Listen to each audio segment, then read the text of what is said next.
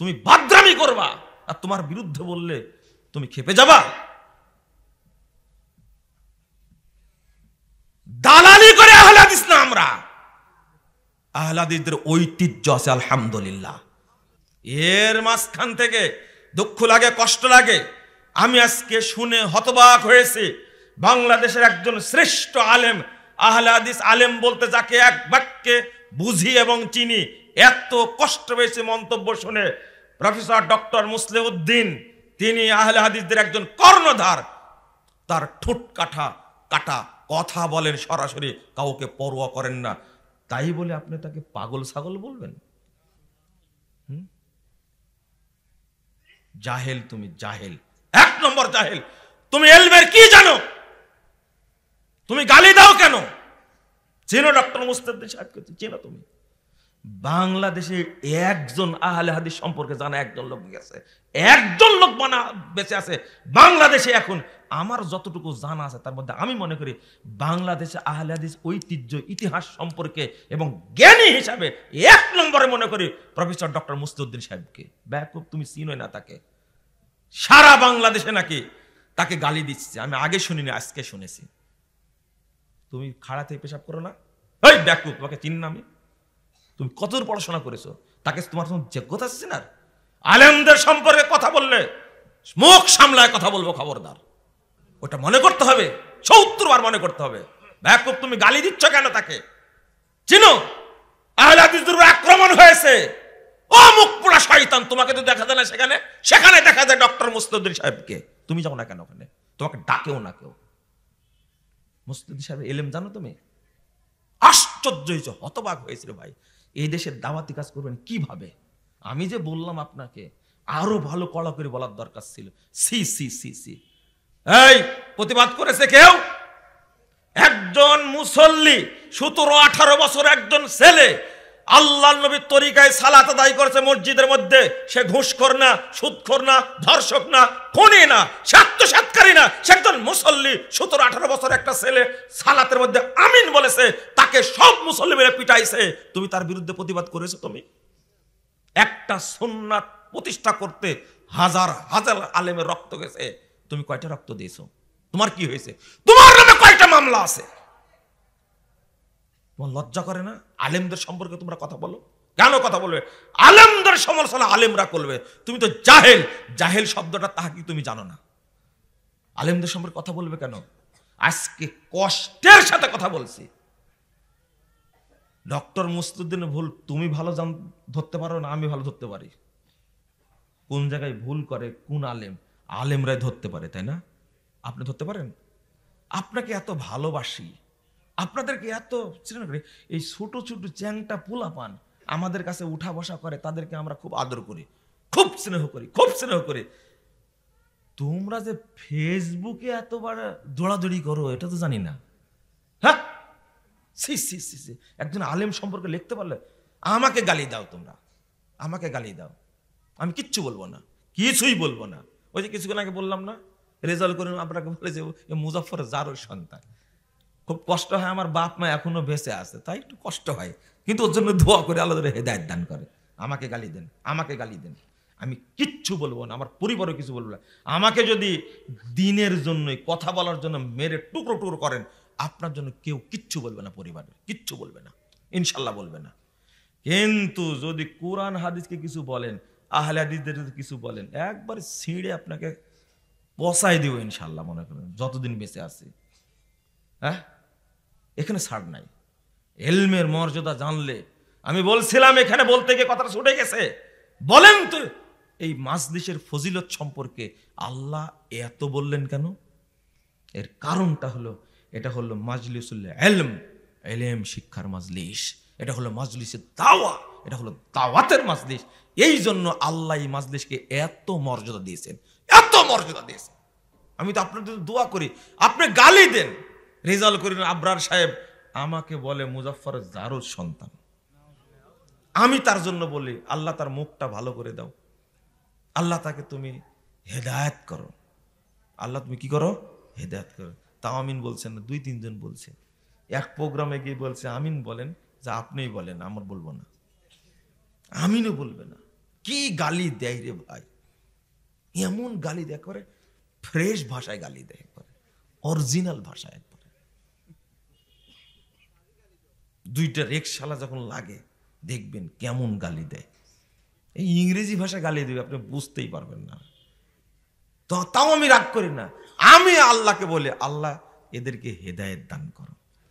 যেমন লুৎফর ফরাজি যে ভাষায় গালি দেয়, সি সি সি সি, লুৎফর ফরাজি। আমি বক্তব্য দেব কিভাবে? আপনারা যে রাগ করেন, একজন ব্যক্তি রিটায়ার্ড পারসন বিসিএস ক্যাডার আমার কাছে এসে কাঁপতে কাঁপতে জিজ্ঞেস করছে, আচ্ছা মুজাফফর সাহেব, বেতের সালাত নাকি এক রাকাতও পড়া যায়? আমি তাকে শিক্ষিত বলবো কি করে বলেন তো দেখি? এত জানে, সব জানে, আল্লাহই বলছেন ইয়ালামুনা যাহিরাম মিনাল হায়াতিদ দুনিয়া, দুনিয়াবি জীবন সম্পর্কে সব জানে, কিন্তু ওর মধ্যে দ্বীনের জ্ঞান নাই। মসজিদে ঢুকতে জানেন না আপনি, আপনাকে কিভাবে শিক্ষিত বলবো? আপনি শিক্ষিত হয়েছেন, এরপরে তবলিগে গেছেন, তবলিগের ফাজাইল আমল পড়ে পড়ে পড়ে মাথাটা নষ্ট করেছেন। আপনাকে যখন বললাম যে একজন তবলিগের লোক বইয়ে লিখেছে যে মক্কায় গিয়ে সালাত পড়লে নেকি হবে, কাবায় সালাত পড়লে নেকি হবে 1,00,000 গুণ বেশি, আর টঙ্গীর মাঠে গিয়ে নামাজ পড়লে নেকি হবে 1,000,000 গুণ বেশি। তখন আপনি আমাকে বললেন, প্রফেসর সাহেব বললেন যে আল্লাহ তো দিলে দিতেও পারেন। আপনাকে আমি কিভাবে শিক্ষিত বলবো বলেন তো? আপনাকে জাহেল বলতেই হবে, আপনাকে মূর্খ বলাই লাগবে। আমি যদি আপনাকে মূর্খ না বলি তাহলে আমার ঈমান থাকবে না। কারণ কাবা ঘরের উপরে একটা অপবিত্র জায়গাকে আপনি প্রাধান্য দিয়েছেন। বুঝেননি কথা? কষ্ট হয়? হয় হয়, একটু কষ্ট হয়। কেন প্রাধান্য দিলেন আপনি? কাবাকে চিনেন আপনি, ওই যোগ্যতা আপনার হয়েছে। কাবাকে চিনেন না, এটাই আপনার অযোগ্যতা, এটাই আপনার মূর্খতা, এটাই আপনার জাহালিয়াত। আপনি কি বলেন? আপনাকে জাহেল বলে বলেন? 100 বার বলবো জাহেল আপনাকে, বলবো অবশ্যই। কিসের প্রফেসরশিপ আপনার? জান ধুয়ে রেখে আসেন এখানে। ইসলামের কাছে আপনার 5 পয়সা দাম নাই। হতে পারেন আপনার 14,000 ডিগ্রি আছে, তাতে আল্লাহর যায় আসে না। কিসের ডিগ্রি নিয়েছেন আপনি? খেতা সেলাই করার ডিগ্রি নিয়েছেন, আমার দরকার নাই সেটা। আপনি বিসমিল্লাহ বলা শিখেননি এখন পর্যন্ত। নামাজ পড়বেন, হুজুর লিখে রাখছে যেটা অজুর দোয়া, আপনি পড়ছেন, শিক্ষিত মানুষ পড়ছে, কোনোদিন তদন্ত করতে জানেন না আপনি। আপনি কিসের শিক্ষিত মানুষ? কিসের শিক্ষিত মানুষ? বললেই খেপে যান মানে আপনি তদন্ত করতে জানেন না একটু? মুজাফফর তো বলল যে বিসমিল্লাহিল আলিউল আযীম আল ইসলামু হাক্কুন আল কুফরু বাতিল আল ঈমানু নূরুন আল কুফরু যুলমাতুন। এই দোয়া নাকি জাল দোয়া। দেখি, আপনি সচিব মানুষ, এক হুজুরকে, ইমাম সাহেবকে প্রশ্ন করলে ইমাম সাহেবের পিছনটা আস্তে করে হলুদ হয়ে যাবে, জান। আপনি জিজ্ঞেস করলেন না কেন ইমাম সাহেবকে? ইমাম সাহেব শোনেন তো, মুজাফফর বিন মুহসিন বলছে আমরা যে ওযুর দোয়াটা পড়ি এটা নাকি জাল। আছে দলিল কোথায় আছে একটু জেনে দেবেন তো আমাকে, বলেন তো। প্রতিদিন তার পিছনে সালাত পড়েন আপনি, এই কথা আপনি বলতে পারতেন। আপনি কিসের সচিব? আপনি কিসের বিসিএস ক্যাডার? আপনি কিসের সরকারি কর্মকর্তা ছিলেন? আপনি রিটায়ার্ড করেছেন মানে বোবা হয়ে গেলেন? জিজ্ঞেস করবেন ইমাম সাহেবকে, ইমাম সাহেব এই দোয়া কে বানাইছে? আপনার ইমাম তো দূরে কর, ওর 14 গোষ্ঠী কবর থেকে বের করলে বের করতে পারবে না এই দোয়া। জান, চ্যালেঞ্জ। তা আপনি এইটা যাচাই করতে জানেন না, তা আপনাকে শিক্ষিত বলবো কি করে? আল্লাহর নবী সাল্লাল্লাহু আলাইহি ওয়াসাল্লাম বলছেন বিসমিল্লাহ। কি বলছেন? বিসমিল্লাহ। শুধু বিসমিল্লাহ বলতে ওযুর শুরুতে। কোরআনের মধ্যে বিসমিল্লাহির রহমানির রহিম 114 জায়গায় এসেছে। 114 জায়গায় এসেছে বিসমিল্লাহির রহমানির রহিম। বিসমিল্লাহির রহমানির রহিম একটা সূরা বাদ দেয়া বাকি 113টি সূরার আয়াত, এক সূরা 2 বার আসছে, তাহলে 114 বার বিসমিল্লাহির রহমানির রহিম কোরআনের মধ্যে। যদি ওযুর সময় বলেন বিসমিল্লাহির রহমানির রহিম, বেদাত হবে, বেদাত হবে। কারণ আল্লাহর নবী এত বড় বলেননি, বলেছেন কতটুকু? বিসমিল্লাহ, এতটুকুই বলতে হবে। তাহলে হুজুর যে দোয়াটা তৈরি করলো, একজন মুরব্বী আমাকে বলছেন এত বড় দোয়া জাল, মানে ওনার বিশ্বাস যে বড় দোয়া জাল হয় না। তো আপনাকে আমি কি করে শিক্ষিত বলতে পারি বলেন? এটা তদন্ত করতে পারলেন না আপনি? আপনাকে আমি পবিত্রই মনে করি না। আপনি পবিত্র হতে জানেন না। আপনি আজীবন খাড়া থেকে পেশাব করেছেন, জানেন আপনি? হ্যাঁ, এই হোটেলগুলোতে দাঁড়া পেশাব করার ব্যবস্থা করে রাখছে আমার জন্য, আমার জন্য, আমার জন্য। খাড়া থেকে পেশাব করে কে? এক পা তুলে পেশাব করে কে? আপনি যখন দাঁড়ায় পেশাব করছেন, আমরা লজ্জা লাগে না? কিসে শিক্ষিত মানুষ আপনি? তা আমরাও তো পড়েছি বিশ্ববিদ্যালয়ে, আমাদের তো দাঁড়িয়ে পেশাব করা লাগে না। আপনার লাগে কেন? আপনি যে শিখ পাই পড়েছেন, এই ব্যবস্থায় তো মূর্খতা। আপনি বসতে পারেন না আর পানি নেন আপনি? আপনি কি পবিত্র? এক ঝাড়া দেন আর চলে যান আপনি। আপনার শরম, হায়া, লজ্জা, শিক্ষা তো নাই নাই, আপনার মধ্যে ভদ্রতাও নাই। আবার ঠিক বলছে, লজ্জা শরমও নাই। কি আশ্চর্য বলে, নিজের আবার ঠিকও বলছে। আমি বলছি খালি শুনেন। আপনি দাঁড়ায় পেশাব করলেন কেন? বাংলাদেশের কোন হোটেলে এই ব্যবস্থা থাকবে না, আপনার জন্য রাখছে তারা। আপনি দাঁড়ায় পেশাব করেন আর খুব গর্ব করছেন। আমার আব্বার কাছে বিয়ে নিয়ে গেছিল, নামটাই বলে ফেললাম, যা গল্পই বলবো না থাক। আল্লাহ যেন আমাদের উপর রহম করে। আপনি বুঝতে শিখেন, দয়া করে আপনি বুঝতে শিখেন, আপনি বুঝতে শিখেন। আপনি বুঝতে শিখেননি, আমি আপনাকে বুঝাচ্ছি এইভাবে। আপনার বয়স 80 বছর, মসজিদে যখন উঠেন তখন বলেন আল্লাহুম্মা ইফতাহ লি আবওয়াবা রাহমাতিক। 80 বছর যাবত এই বাক্যটার অর্থ জানেন না, এক নেকিও হয়নি আপনার, এক নেকিও হয়নি। আপনি বলছেন আল্লাহুম্মা রাব্ব হাযিহি দাওয়াতি তাম্মা ওয়াস সালাতিল কায়িমা আতি মুহাম্মাদিল ওয়াসিলাতা ওয়াল ফাদিলা ওয়া বাসহু মাকাম মাহমুদাল্লাযী ওয়াত্তা। এই দোয়া পড়ছেন আপনি 80 বছর যাবত, অর্থ বুঝেন না, এক নেকি হয়নি আপনার। যদি হয় নেকি, আপনার সাথে আমার বিট হবে, চ্যালেঞ্জ হবে, চ্যালেঞ্জ। আল্লাহু আকবার বলে হাত বেঁধেছেন, আল্লাহুম্মা বাঈদ বাইনি ওয়া বাইনা খাতায়ায়া কামা বা'আদতা বাইনাল মাশরিকি ওয়াল মাগরিব, আল্লাহুম্মা নাক্কিনি মিনাল খাতায়া কামা ইউনাক্কাস সাওবুল আবিদ মিনাদ দানাস। পড়েন না? এটা অর্থ জানেন না, এক নেকি হয়নি এখন পর্যন্ত। বয়স যদি 70 হয়ে থাকে, এক নেকি হয়নি। বয়স যদি 80 হয়ে থাকে, এক নেকি হয়নি। বয়স যদি 50 হয়ে থাকে, এটা পড়ছেন 50 বছর যাবত, জানেন না অর্থ, এক নেকি হয়নি। আলহামদুলিল্লাহি রাব্বিল আলামিন আর রহমানির রহিম মালিকি ইয়াউমিদ্দিন ইয়্যাকা না'বুদু ওয়া ইয়্যাকা নাস্তাঈন ইহদিনাস সিরাতাল মুস্তাকিম। আপনি পড়ছেন 60 বছর যাবত, জানেন না, এক নেকি হয়নি, এক নেকি হয়নি। আপনি পড়ছেন সুবহান রাব্বিয়াল আযীম, সুবহান রাব্বিয়াল আযীম, আপনি অর্থ জানেন না। সুবহুন কুদ্দুসুর রব্বুল মালাইকাতির রূহ, অর্থ জানেন না। সেজদা থেকে উঠে বলছেন আল্লাহুম্মা গফিরলি ওয়ারহামনি ওয়াজবুরনি ওয়াহদিনি ওয়াআফিনি ওয়ারযাকনি, জানেন না অর্থ, এক নেকি হয়নি।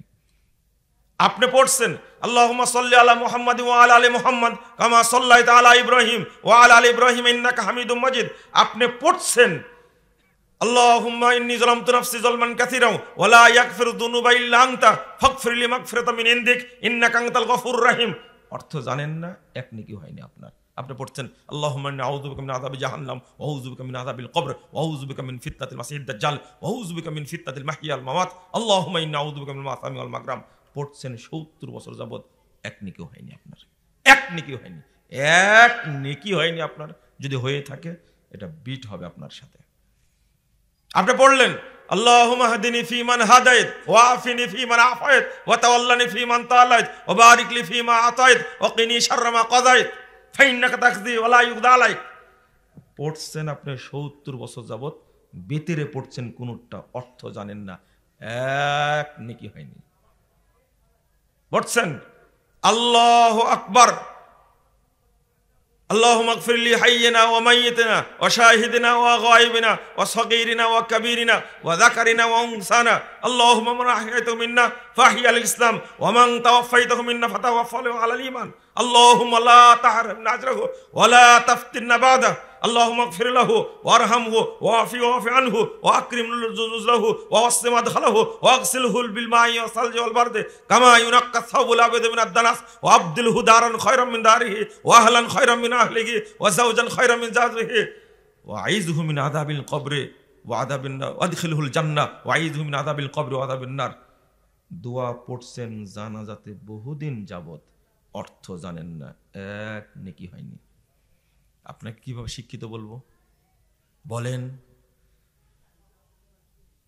ইমাম ইবনুল কাইয়্যিম রাহিমাহুল্লাহ বলেছেন বিইজমাইস সালাফ, শুনে রাখো তোমরা, ইন্নাল্লাহা লা ইয়াকতুবু লিল আবদি মিন সালাতিহি ইল্লা মা কালা মিনহা।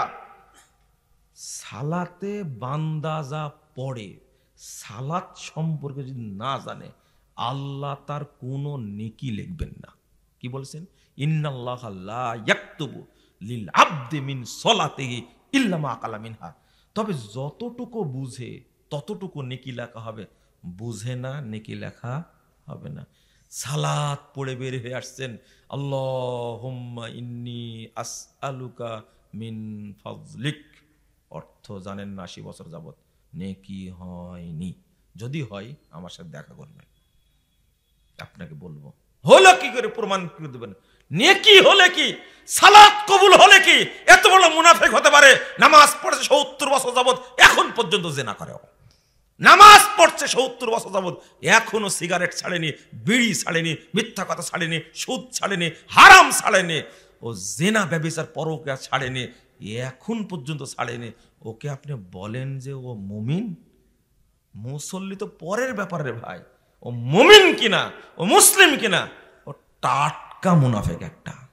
আব্দুল্লাহ বিন উবাই কয়েকদিনের মুনাফেক, আব্দুল্লাহ বিন উবাই ৭-৮ বছরের মুনাফেক, আর আপনি ৭০ বছরের মুনাফেক।